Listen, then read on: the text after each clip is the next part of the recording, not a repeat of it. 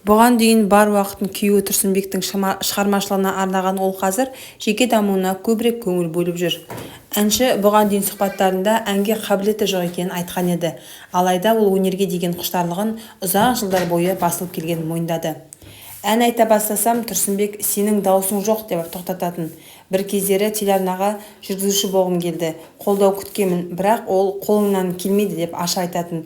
Сөйтіп өзімді бастым дейді Мұқанова көзіне жас алып. Тұрсынбек айтқан бір уақытта сен ән айта алмайсың деп. Сол сөз басып еді-ау. Соған сен маған десең, Құдай, жатасыңдар ғой.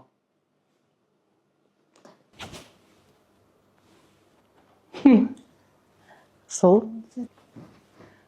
негізі түп басталды. Салфетке жасалды. Иә, салфетка сұрай саласың. Енді бұл жерде Тұрсынбекті кінәлауға келген жоқпын мен. Бірақ бір сөзінде айтқан, сен ән айта алмайсың деп. Негізі біз қазақтың келіншектері күйеуіміз тыңдап қалған халықпыз ғой енді.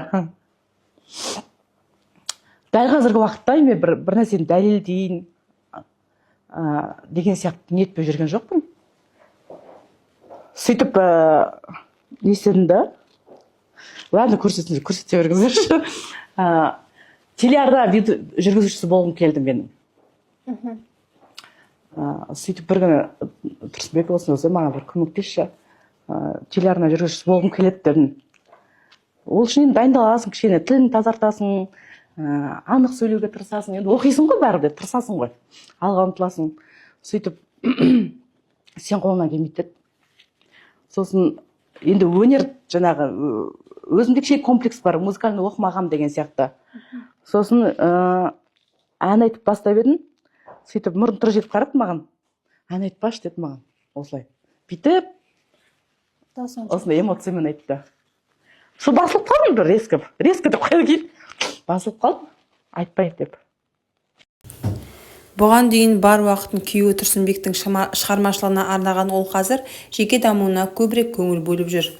Әнші бұған дейін сұхбаттарында әнге қабілеті жоқ екенін айтқан еді. Алайда ол өнерге деген құштарлығын ұзақ жылдар бойы басылып келгенін мойындады. Ән айта бастасам, Тұрсынбек сенің даусың жоқ деп тоқтататын.